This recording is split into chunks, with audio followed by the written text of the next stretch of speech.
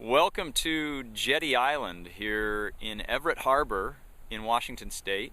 It's a great day paddling destination, very close in, and we love to come out here for day paddles. What we're going to do is Ted is going to set up the Venus 3, the Exped Venus 3. I should point out though that it is illegal to camp on Jetty Island. So there's your disclaimer.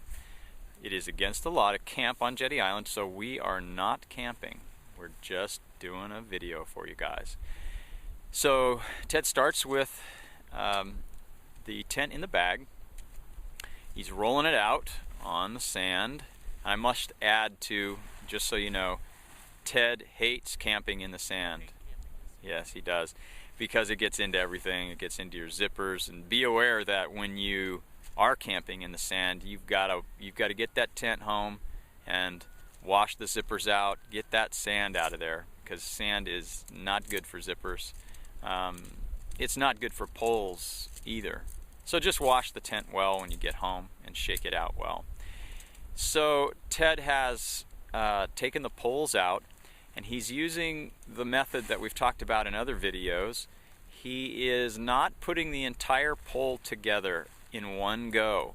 He is putting the pole pieces together as he pushes them through.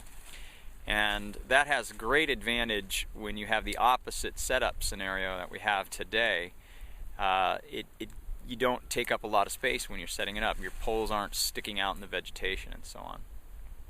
So Ted has pushed the first pole through. You'll notice that the poles are color-coded. So the two crossing poles that form the tunnel of the Venus 3 go all the way through to the far end. So you can set this tent up pretty much from that one end of the tent. So they go all the way to the boot at the far end. Ted's assembling the poles now and pushing them far through. And remember, always push poles, never pull them, because when they separate partway through the pole sleeve, you will not be happy. So that's a really important point. We'll cover that in one of our top 10 tips for tent setup. But always push, never pull the poles.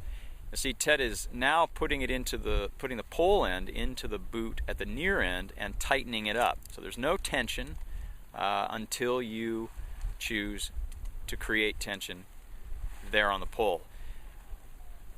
So now he's going to put in the ridge pole. He's put in the two crossing poles.